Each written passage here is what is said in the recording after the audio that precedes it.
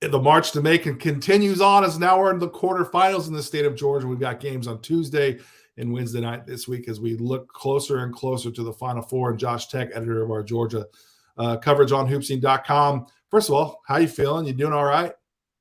No, I feel terrible. But hey, we're making it through, right? This is the Jordan game. This is the flu game for you, for sure, for Michael Jordan, where you're out there competing. You're hopped up on meds. So I want to make sure that we identified that first, put a little asterisk on the front. Whatever Josh says, if he says something crazy, we're going to blame it on the Sudafed and let it kind of ride there. But we're going to try to get Josh through this as we look at really 5 really good games we have here in the quarterfinal rounds. So 5 games that if you have to pick, which you can, that's the downside right now, the playoffs in Georgia, is that you have to pick. We've got some real just amazing games on the slate. We're going to talk about some of those. We're going to dive a little deeper into across the brackets. But before we go any further, make sure you like this video and subscribe to our channel right here on YouTube. That really helps us out. Hit the bell so you know every time we got a new video coming up, because we got the travel season right around the corner. We're less than a month away. Also, March 12th is the Hoop Scene preview coming up at Swanee Sports Academy. So if you're an unsigned senior, if you're a young guy trying to really jumpstart your narrative for the travel season coming up, make sure you join us on March 12th. Go to hoopscene.com/events and get registered today. So, Josh, I think we got to get started right out of the top. We have really, I think when we look at Georgia, and I think we've got some real historical games in our Peach State over the last, for really 50 years, really. I think we're going to put this matchup in the quarterfinals with Wheeler going to McEachern in the quarterfinal rounds of 7A as one of those games that I think can fall into that rare air category for really one of the best that we ever have. This is by far the best game in the 7A bracket. I think of the whole tournament, and I think also for the country. Is that a too hyperbolic statement to make? No, not really. I think when you look at the grand scheme of all, I'm going to go ahead and just limit it to public school stuff. But when you look at the grand scheme of public school games, it doesn't get any better than this. Like, you had Columbus going to Wheeler. That one's up there, obviously, the Boozer Twins versus Isaiah Collier. That one's really high level. But this is, from a Georgia landscape, this is 2 of the best prospects in the state going at it in for a Final Four spot, right? Like, this is as good as it gets. Yeah, it is. And I think that's what you've come to expect in the state of Georgia over the last several years. Most recently, I was thinking about when Jabari Smith played at Woodward Academy with Walker Kessler. That was a state playoff game. I was there for that. It was right before COVID shut everything down. You got to get there like an hour and a half early. I bet this game's going to be no different. Obviously, McEachern's gym's huge. They're going to open up the upper levels.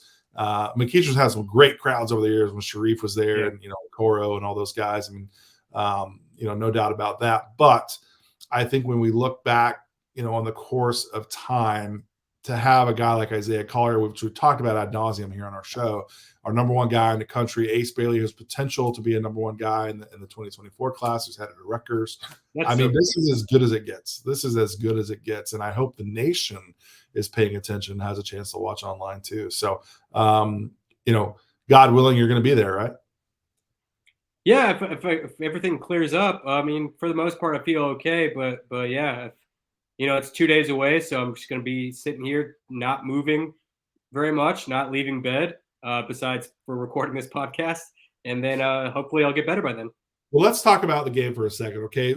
Let's break down both teams for a second. So with Wheeler, is it a matter of just getting Isaiah the ball and letting him do what he does and they win? Or like what is their thing that they are going to have to do in order to really secure this road victory in the playoffs?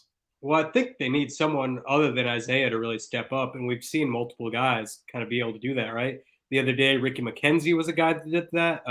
We've seen Arrington Page do that. Jelani Hamilton's, of course, very capable of doing so. A guy like Josh Hill and his length and his defense is going to be really integral in this game, because he might draw that Ace Bailey assignment for stretches of time, and that could really disrupt Ace Bailey because Josh Hill is so long and so active on defense that could really throw a wrench in the works for Ace Bailey. So they really need someone other than Isaiah to step up in some regard, whether it be on defense, whether it be scoring the ball, or this, that, or the other. It's funny, like, those are the types of games too that I get it what you're saying. You've got to have a Robin to a Batman, no doubt about it.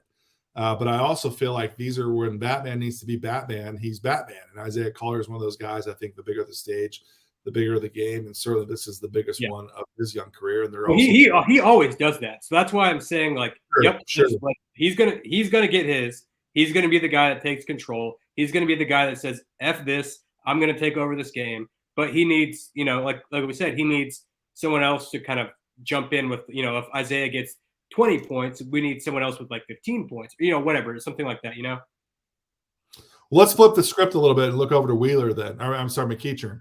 Obviously, they are. I feel like they're a little bit. They're a really balanced team. I like that their team and what they bring to the table. Obviously, Ace has been phenomenal all season long. I think he's one of the toughest guys to guard. Obviously, Arrington Page will give him a hard time.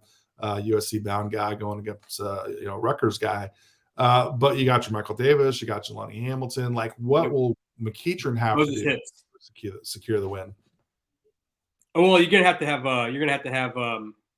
Jermichael Davis really step up in this one. Yeah. I know he's got a tough assignment with Isaiah Collier. Davis has been phenomenal all season long. He's been one of the underrated players in the state. I think he's been really fantastic. I know he was out with an injury for a little while, so maybe that's kind of what caused people to not be talking about him as much.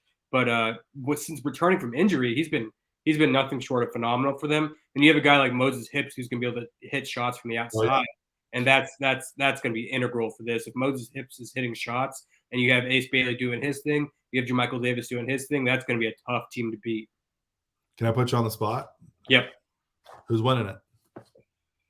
Okay, so this is funny. How about this? If I am there, McEachern's going to win. If McEachern's going to win by 15 or more, because this is not an exaggeration. Every single game that I've watched this postseason, the home team has won by 15 or more. I don't know if I can say they're going to win by 15 points. Hey, look, I didn't think that Tri-Cities was going to lose by 20. I didn't think that Pebblebrook was going to lose by however much they lost by, but it happened, and it's because of me. I think this is just a superstitious thing. It's not like a true, and this is not like a real measured take. This is just superstitious, right? When I walked into the Wheeler North Gwinnett game the other day, North Gwinnett was winning that game. I walked in late. And then as soon as I got there, Wheeler started winning, and they ended up winning by, almost 30 points. So, well, maybe you shouldn't say the secret out loud, because if anybody sees you in the gym, they may kick you out the minute you walk through the door. No, I'm going to say this out loud so you guys pay me to not go to your game. There's the real intention. There's the real underlying thought right there. So, yeah, I can be bought. I love it. I think in 7A, when you look across the bracket on the other side of the bracket, we've also got a really good game. And I think both those teams would love for you not to come to. And you got Newton playing at Norcross. Is that right? Newton's at Norcross. Also there in the second round. So you've got that's crazy. Yeah, I mean, you got Steph Castle playing Lemarion Jordan. I mean, you got two high-level guys, Connecticut playing Georgia.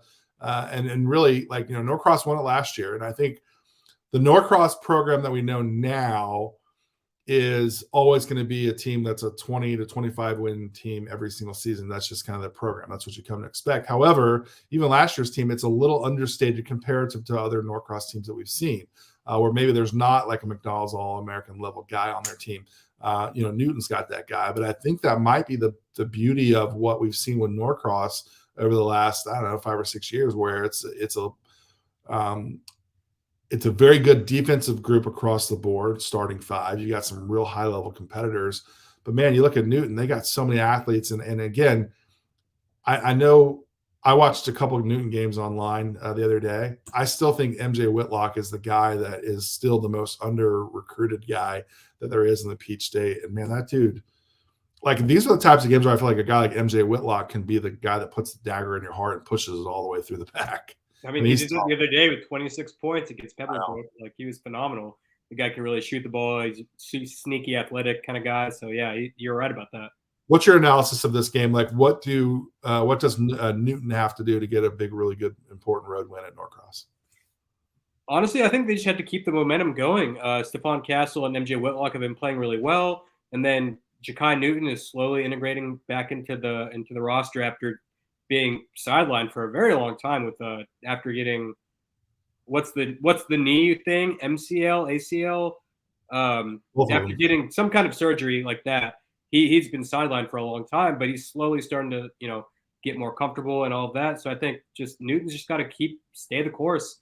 And for Norcross, I think once again, just this is not great analysis, but once again, stay the course. Both these teams have been great all season long, so just keep doing what you're doing, right? Like, yeah, I mean, that's kind of Norcross's MO, right? I mean, they just kind of put their head down, don't get too caught up in anything else. And defensively, I think they're really, really tough. Yeah. And we know Justin McMillan will have those guys really prepared to play a really, really good Newton team. So no question about that. Yeah, this game was the Final Four game last year that Norcross won by 3. So you think Newton's going to be those Newton seniors are going to really want to get that win back. Yeah, I think this is where home court advantage really is important too in these quarterfinals, particularly in 7A because of the matchups that we have in the quarterfinals. These games, in my opinion, we had a really good show yesterday with Garrett Tucker. We talked about Alabama's structure for their playoffs, and these are the games that that they've played on college campuses, neutral sites, really big gyms, big bright lights. I think that's really a great way of doing it. But on the flip side, you're going to have really good loud fans, and Norcross, the House of Blue, will certainly be packed. Also, a gym that will be packed that you got to get to very early is going to be St. Pius, man. Etowah's coming deep. Excuse me. They're playing at St. Pius here in the quarterfinals. And, man, if you've ever gone to Pius, that gym gets freaking rocking. That floor that's a really, really great home court. That is phenomenal. That's a phenomenal. And Etowah, they go hard, man. They will travel. They will travel. They will travel. You've got 2 very good coaches in this game as well. You got 2 programs that know each other really well with B-Rock over there at Etowah and Spencer Elliott over there at Pius. You know what this is? This is the Atlanta All-Stars Bowl. Oh, no question. Our friend Ben Miller will be there mid-court, giving the refs an earful no matter what. And that'll be a game that I think that will be very, very fun to watch. Give me a Josh Tech snapshot analysis of this one. I mean, St. Pius is just so tough and so cohesive defensively. They're going to have the home court advantage. But Etowah can shoot the hell out of the ball with Dimitri Angelakos. You got B-Rock. Chase Clemens can really score. Mason Edder's still available. He's still an available senior who is really underrated. He can really score the ball. And you got a guy like Aiden Weaver who's going to bring some athleticism. So I don't know. This one's a coin flip for me. I guess because of that home atmosphere, I'm going to lean towards St. Pius because of that, that advantage. But this one's a really tough one to try and predict. Yeah. Those Etowah seniors, you kept mentioning names. I mean, those guys have been together for a really long time. And I didn't realize how many guys they had that have been there out of that Woodstock powerhouse now. Oh, that's interesting. That'll be a fun one. Yeah, like literally, like if you're planning on going to that game, like I'm not kidding you, get there an hour and a half early. I've been there before where like the line is wrapped around the building and it's really hard to find a place to park. And that place is absolutely rocking. Who did I go see play over there? Was it Upson Lee? I don't think Upson Lee played at Pius. It was a South Georgia team. Anyways, it was one of those things where I got there like 5:30 for like a 7:30 tip, and it was already packed. So if you're going to go to that game, go do that. I think another game that's really sneaky that you had in your top 5 that I really, really like, and that's Grovetown traveling to Lanier. That's a pretty long drive for those guys at Grovetown to go up there in Lanier. Man, Lanier's been sneaky good all season long, just doing their job. Yeah. Lanier has a really talented front court in Osmar Garcia and Jason Nathaniel. I think that combination has been just stellar for them all season long. And it's going to be really tough for Grovetown to go up against those guys, but Grovetown has, they have 5 super talented guys. Then they've won before. They're playing some of their best basketball of the season. The travel is going to be tough. Going up against that front court is going to be tough. But this is going to be a really, really high level game. Yeah, no question about it. I mean, Grovetown, to your point, we talked about this before as we previewed the state tournaments.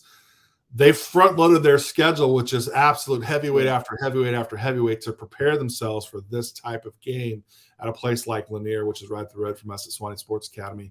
Man, I'm really looking forward to that one too. I'll definitely be watching that one on the stream, probably really early one morning when I get up, because I need something to jumpstart me. I think that gives me a lot of fun. Again, another great gym. It's going to be packed full of people, and you're going to want to get there. I think a game too, as we round out your top 5 games of the quarterfinal rounds, if all these great games weren't happening in Atlanta, I would venture to say that you would be getting in your car, making the trip down I-16 and heading out toward the coast to see Sandy Creek playing at Johnson Savannah. Is that a fair assessment? I would love to be there, but But whoever the powers that be are probably going to have all these games being on the same day. If we could get some staggering, so I can go to all these great games, that would be nice. But no, I'd have to fight and pick and choose for which one of these high level games I have to go to. But yeah, I would absolutely be in Savannah for that Johnson Savannah and Sandy Creek game. I'm going to go ahead and set this real quick. Okay. I'm going to go set the total points over underline. Okay. It's going to be pretty high. I'm going to set it 181.5. Okay. Oh, that's total points. Okay. That's total points. These two teams can go. We saw both of these teams already score over 100 points in the first round of the tournament. They love offense. They get up and down. This game's going to be, if you've never been to a playoff game in Savannah, particularly at Solcy Johnson, it is one of the most exciting nights of your entire life. I remember, so this is not even a humble brag. I don't know what it is.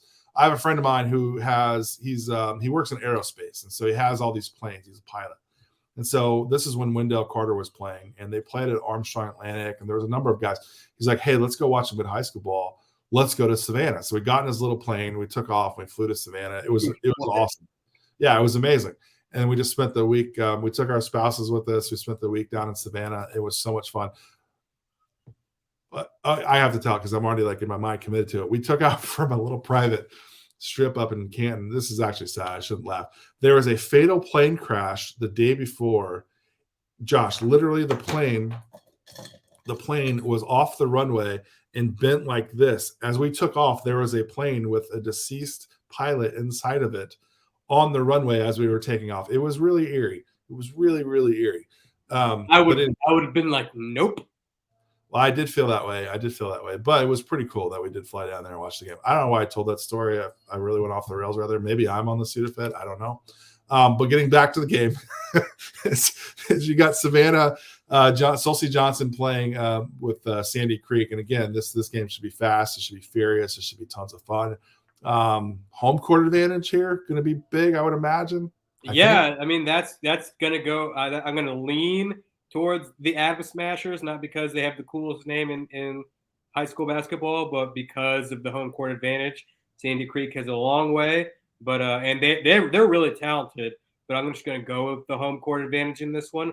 Also, if you're in Savannah, Columbia goes to Windsor Forest. Okay, and, that's another one that's like you can go get bang for your buck there. It's very good. The Adams Smashers are a tremendous name, but we cannot forget the Cairo syrup makers. The what? The syrup makers of Cairo High School in Georgia. Well, I know Cairo, but what's their name? Syrup makers. Syrup makers. Oh, is that really what they're called? Yeah. That's awesome. Okay, that's okay. Well, sorry, Adams Smashers, but yeah, you're Adams Smashers and syrup makers. I think that is a poll that we need to put on Twitter to see what the best. Yeah, that's true story. That's incredible. I went to a school. There was a school when I was living in the Pacific Northwest. It was next to a tree plant, and they were the paper makers. But the paper syrup probably smells way better than paper getting made, because paper getting made smells like a sulfur bomb went off at all times. It was horrible. But the paper makers were up there as well, and their mascot literally was a roll of paper. That rules. I would wear that costume. Yeah, that was a pretty good one. All right, sorry, I've gone off the rails. Totally gone off the rails. Is there another game for you that maybe didn't make your top 5, but that you're watching from afar? Like that could be really, really sneaky good.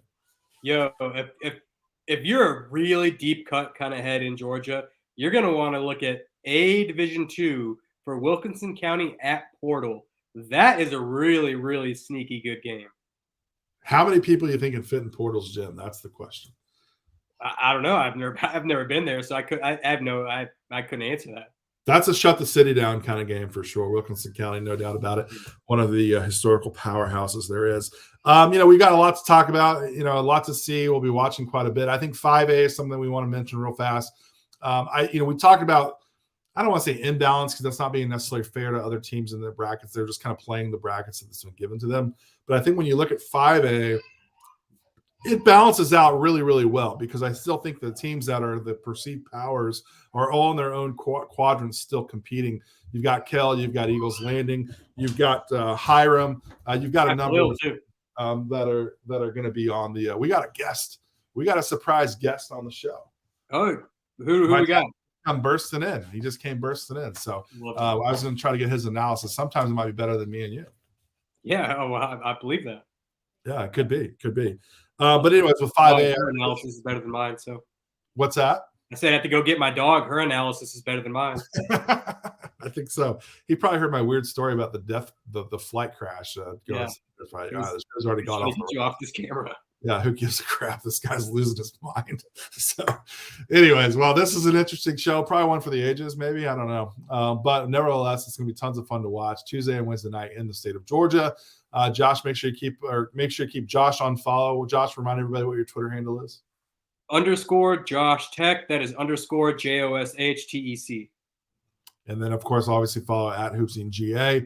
And again, reminder that our events are coming up right around the corner. So make sure you go to hoopsing.com/events and get registered for the Hoopsing preview, for the tip-off, for the Georgia Cup, any of our events coming up. You're going to want to be a part of that. And our registrations are filling up fast already. So can't wait to see it. Josh, can't wait to see what happens as we continue the march to Macon. We'll see you next time.